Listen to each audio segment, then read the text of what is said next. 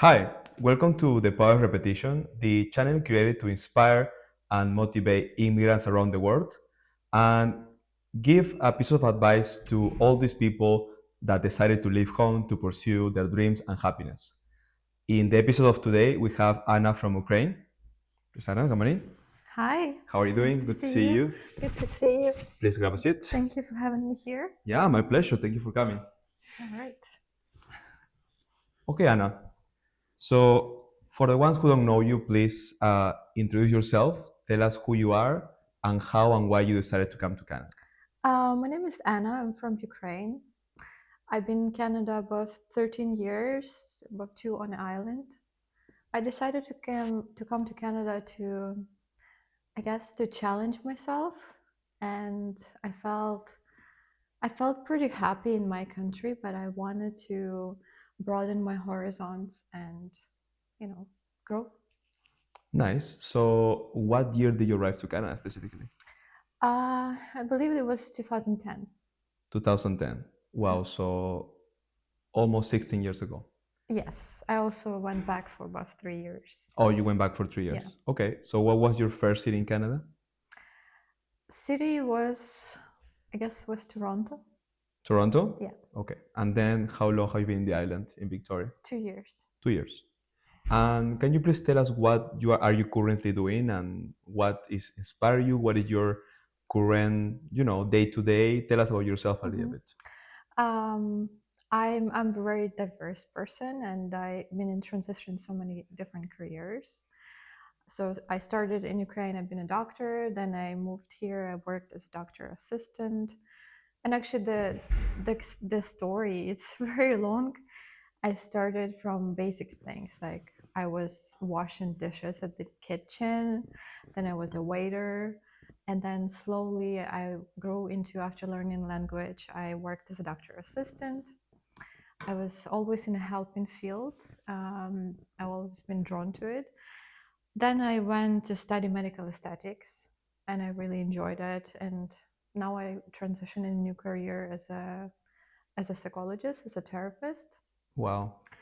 I just Congratulations. thank you. I just graduated from my master's, and I think my background of being a doctor, a physician, together with psychology, I can address more issues, help people working with the body and mental health.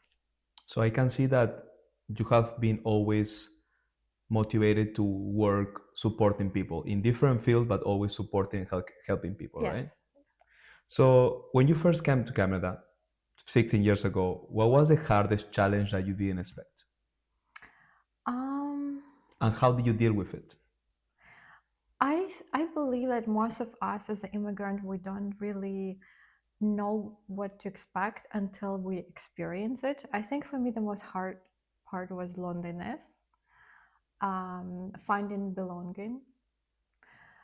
And yeah, that's the main part. Besides all of the other issues like the adjustment, financial issues, language barrier, finding yourself, like all of that. Okay, so you're saying loneliness, and when you come, you have to find yourself financially and try to build your new career and start new job opportunities. But Yeah. I'm curious to hear, how do you deal with it? Like, what actions did you take that helped you to go through the process and make you feel better? Um, I think I did lots of work, but mainly just what I learned from my experience is just to take small steps, because you don't really know you don't have the magical recipe for this. Adjustment and being immigrant takes time. And what helped me, it's focusing on my goals, on my passions. I also went to counseling too. I had a counselor for myself. I found was very helpful, and that inspired me to help others in that field. And yeah, being more connected to your roots to some degree helped me at the beginning, like connecting to your food, to your culture, your ethnicity. Connect with fellow people from your country as well. Exactly. Yeah. Okay. So I'm curious, after 16 years that you have been through different careers, different pathways, on a scale from 1 to 10, how happy are you in your life right now? Um, I will say 7 after 10. 7 after 10? Yeah. Okay. And what will it take for you to be a 10? Um, I don't really believe in at about 10 because I don't believe in perfection.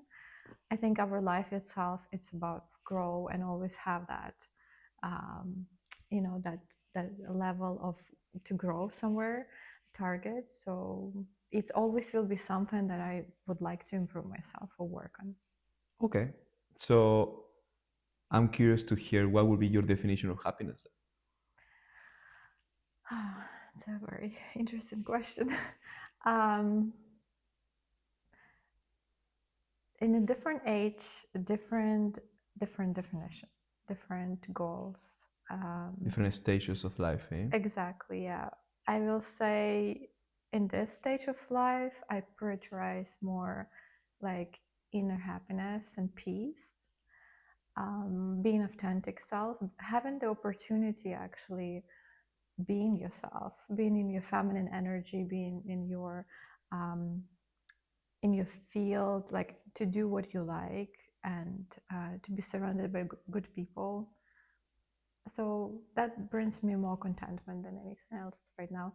And probably my connection with God. Your connection with God. Yeah. So you're saying being authentic, being in calm, in peace, connecting with God, with people that you love, that you appreciate. So I'm curious to get to this level of calmness, of happiness. Can you please tell us three habits that keep you grounded and happy? Um, three habits. Being true to yourself. Always ask your heart, what do you feel and what is right for you? Being true to your values. Being consistent, but at the same time being flexible with life. Um, yeah, and just being connected to God in your heart. That's gives the vector in life that navigates through challenges. You have said and mentioned God two times already. And what is the meaning of God for you? Um, Not in a religious way. I'm not very religious. I'm not against any religions, but God for me, it's the creator. It's the part of me. It's a big part of my being. It's divine. There's many different words. It's hard to explain, but it's something that something is there, but you can't explain this by words. It's similar as love and soul and divine, I don't know, quantum physics, all of that. That all of this is for me God, God, the creator. the source of everything. Exactly. Yes. Okay. Thank you for sharing that. What is your definition of success? As I mentioned before, being truthful to yourself. I feel that's success, and have the opportunity or create a life for yourself that you actually can live from your heart and being in your element, do what you love. And I know not many people have that opportunity. So those who reach that levels of life and freedom, I view this as success. It's not necessarily being super rich or um, famous and successful from societal point of view, but even if you have a humble, simple life, but you actually feel content, you don't live in stress. I think that's a big achievement these days when stress is so prevalent. That is true. That is true. A lot of people pursue career development and success in terms of money, and when they have the CEO or the greatest role in the company that they want, they're so stressed in life that they can't even spend time with their family, with their life.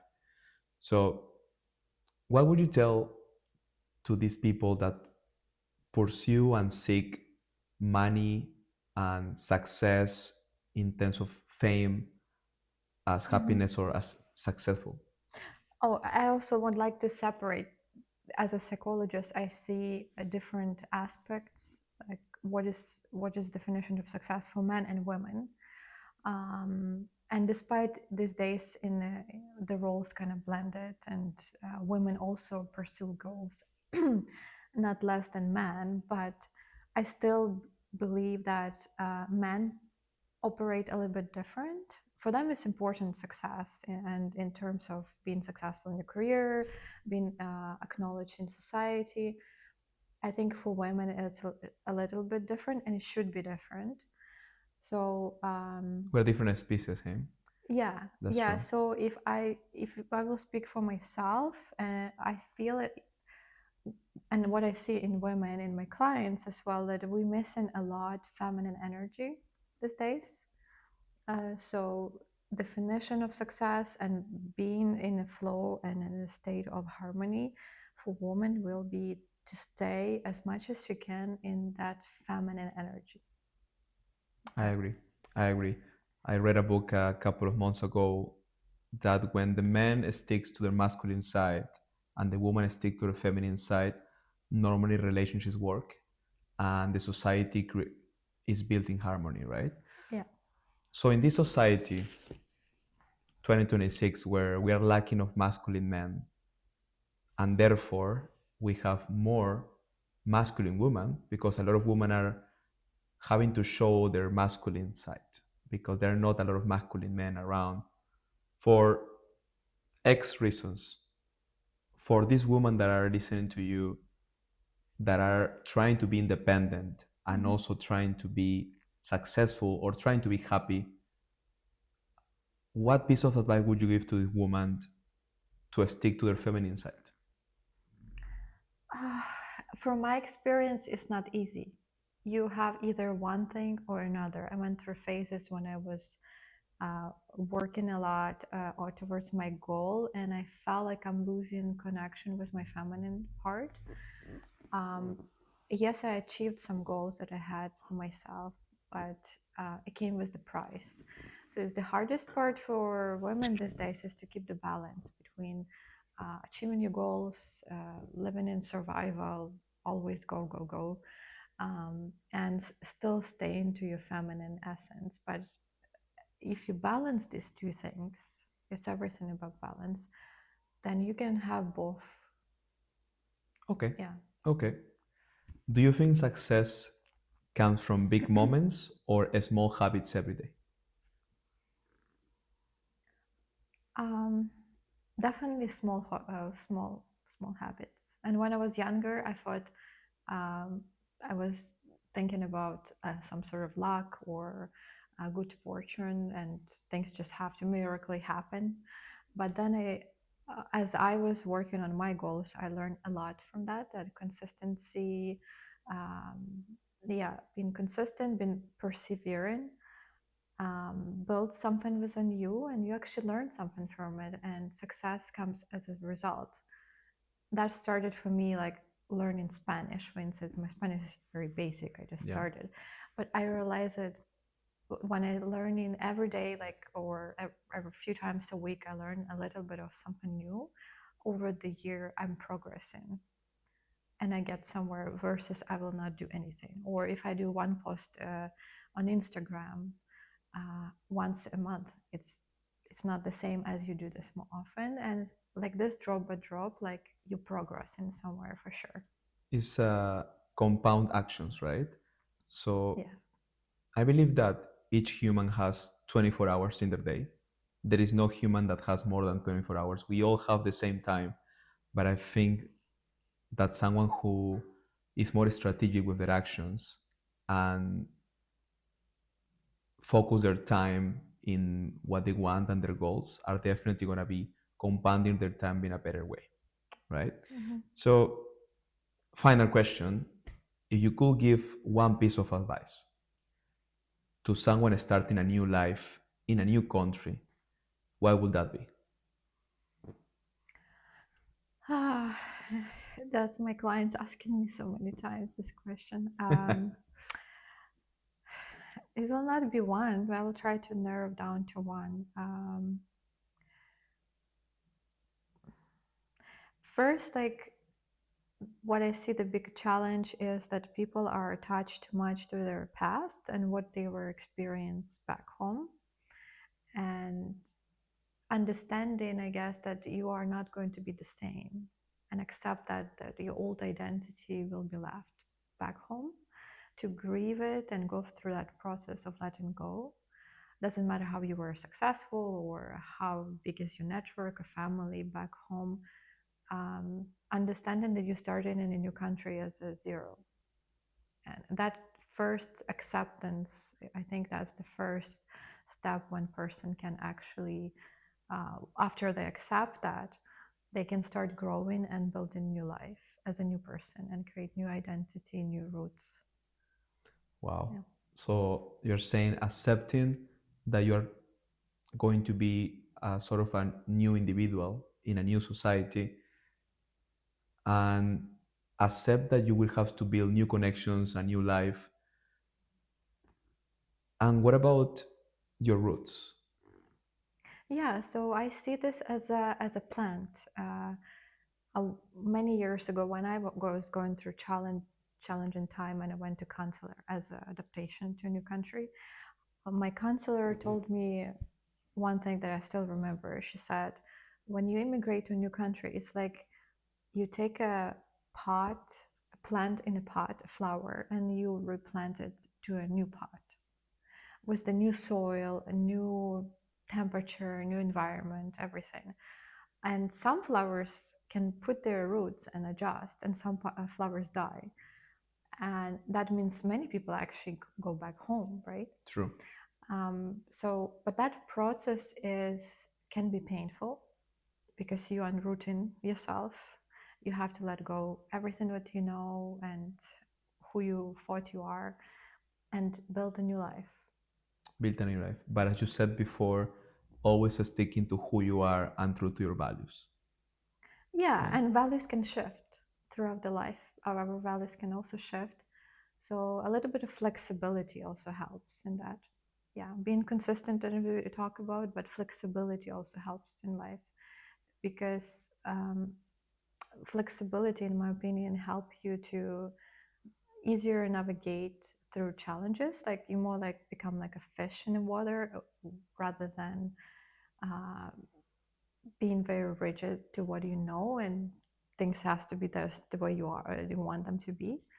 So yeah, Being flexible, being adaptable as well, yeah. right? Hmm. Okay. Thank you so much for coming. Yeah, Thank you thank for you. your time, and thank you for Thank you. listening. Thank you. Bye. Bye.